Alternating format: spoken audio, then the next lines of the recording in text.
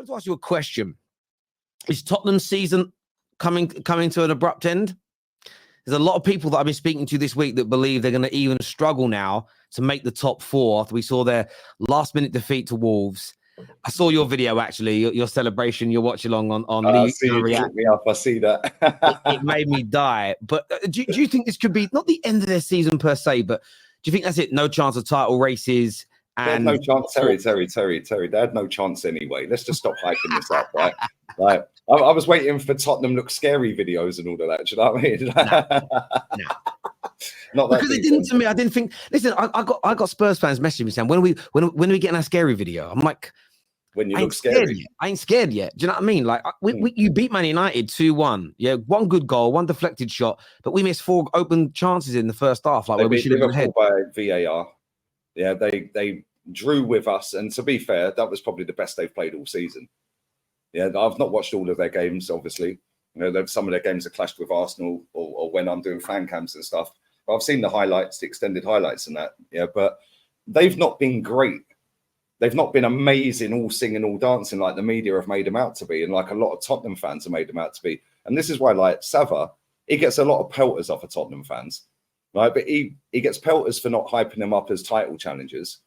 And then when it's all fallen off on the last 2 games, now it's, oh, you just wanted to be right.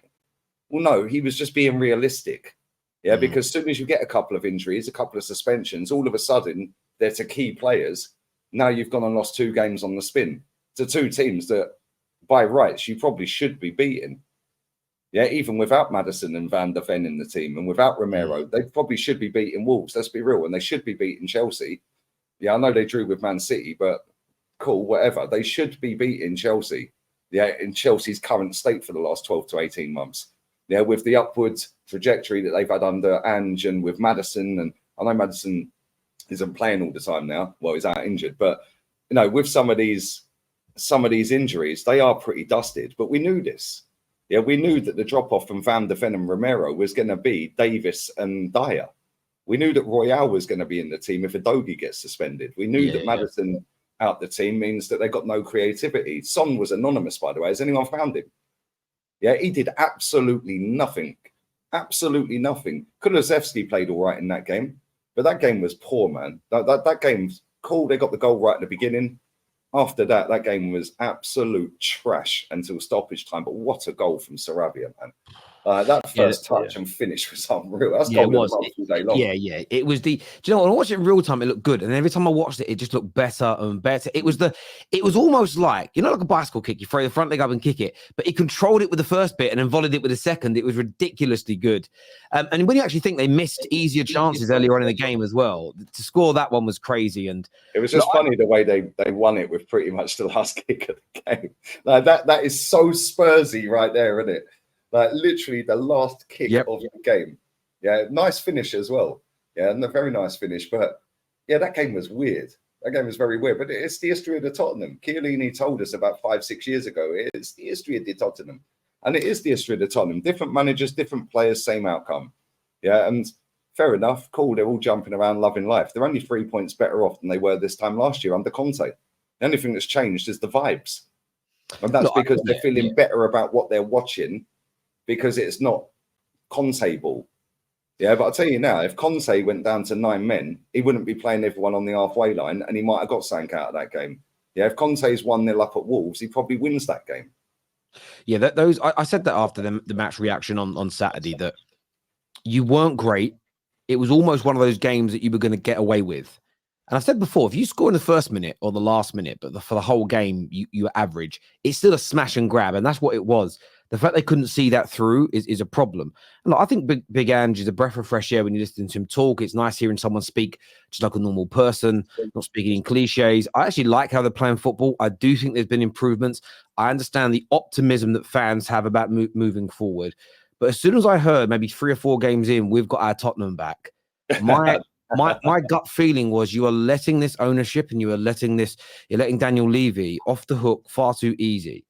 And it was Daniel Levy who said we've got our Tottenham back. Well, and the day after, I think there's the day after they got knocked out to Fulham in the League Cup. Mate, and this is the thing. There's got to be a happy medium here. And I don't think it's all doom and gloom. I don't think their season is over.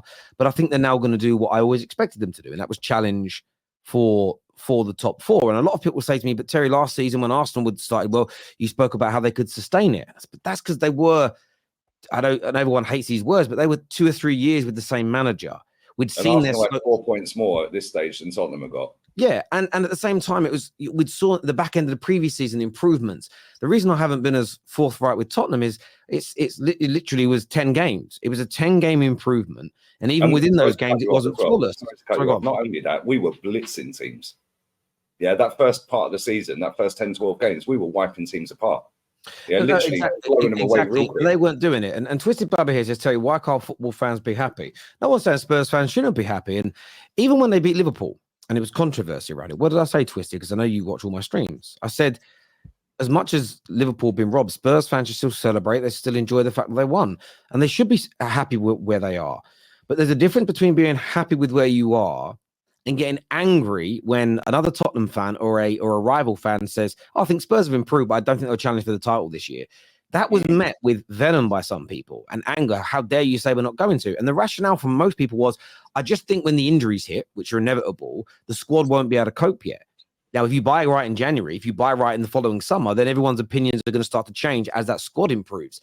It wasn't as though people were just, I know there's banter, but when it comes to genuine analysis, nobody was saying, just because you're Spurs and you're shit. It wasn't like basic stuff like that. It was just, I genuinely believe when the Dyers and the Davises have got to play, and if Maddison isn't there with the creativity, you're going to struggle. And we saw that exact thing happen this weekend against Wolves. And there are many more harder games that you'll play in the next 2 months with these players missing than Wolves away. You know, their next game back, they're at home, but they're playing Aston Villa, who are in great form. And do you know what's really mad about that game? It just goes to show like how much media attention makes you feel different ways. Villa are only 3 points behind. So actually, I think they're only 1 point behind Tottenham. But no one has been raving about this start that Villa have had to the season. But yet Spurs' start to the campaign has been. I mean, I've seen articles state that Postecoglou could be the new Fergie. I've seen articles state that he has fixed Spurs and he stopped them from being Spursy. And I just sat there and looked at it, and it wasn't even I wasn't trying to disrespect Spurs. If you actually listen to what I said in my content around that, it was you're being gaslit. You're being almost bullshitted to because you have improved, but not to the level they were making out. I thought it was well over the top. Aston Villa are only 3 points off the top. Exactly. And then nobody's talking about how good he's doing. Like, do you know what I'm saying? Nobody's hyping him up. Yeah, and it's like, listen, let's not listen to Jamie O'Hara too much, mate. That's their problem. They all got sucked in with Jamie O'Hara saying, we're in a title charge. We're in a title charge. Why can't we win it? You can't win it because you're Tottenham, mate. Yeah, and you didn't do what was required in the transfer window. You've still got the same bums there from last year. Yeah, and you've added a couple of quality players that are now injured. That's it. The goalkeeper's been brilliant. Yeah, Maddison's been brilliant. Van der Ven's been brilliant. Adobe's been brilliant. Yeah, all four of them, well, three of them four didn't play at the weekend. Yeah, now Basuma's out for the next game. Yeah, he got suspended with his 5th yellow card. Yeah, Romero's going to be missing. Well, yeah, where'd you go from there? The game against Villa, as you say, Mickey van der Ven, Maddison, Basuma, Romero will all be missing. Charleston don't really score, but he's missing. That's some. It's better on the bench than what you've got. That's going to hurt you. And Colombian Spice says Terry has a weird agenda against Spurs. I don't have an agenda. I'm speaking the truth. Last season, okay, this is how you know there isn't an agenda. Depends how long you've watched my content. 2 seasons ago, I predicted that Spurs would finish ahead of Arsenal. And they did. And I said that they would. I said they were a better team than Arsenal. And I got told I had an Arsenal agenda. The following year, I thought Arsenal were better. So I said, I think they're going to win the league. Sorry, I thought they're going to finish ahead of Tottenham. And I think I predicted them finishing 10 points ahead of Tottenham.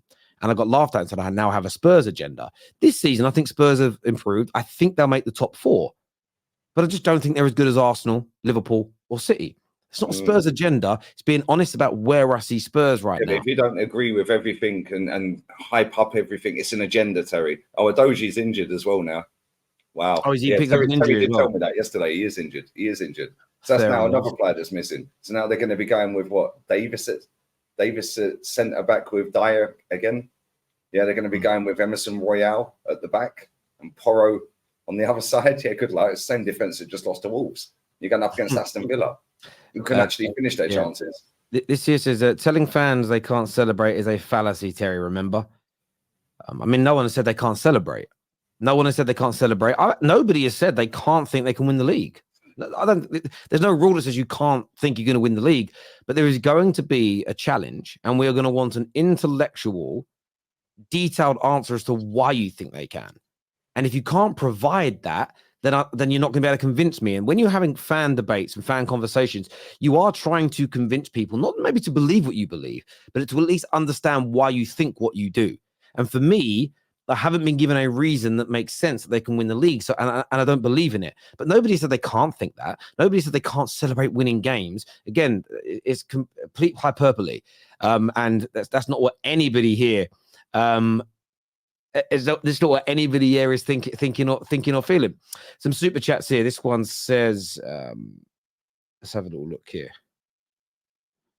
R.I.P. Henry Wright's stomach and gastrointestines. Why is that? He had to sit in an Arsenal shirt, bless him, yesterday, and do the one chip challenge. Oh. I big up to him. He lasted 5 minutes without anything else going past his lips, mate. That's pretty good. That's yeah, pretty he did good. well. He did well, but you know what? That boy never learns, mate. Yeah, but he showed more cojones than his team have for a while. Yeah, showed more fight and hunger. Yeah, because he actually did it. There's no way I'm sitting in a Spurs shirt, no chance. And he sat in an Arsenal shirt eating the hottest chip in the world. Yeah, I mean, I probably should check on him. I ain't spoke to him today. Yeah, you should. He could be an absolute. He could be an absolute bit. Spare me a second. I'm just typing. Yeah, but I think Spurs have improved. Spurs are getting better. But everything that's happening with a few injuries is what people predicted, and that's why it wasn't hate that people said it. It was the truth.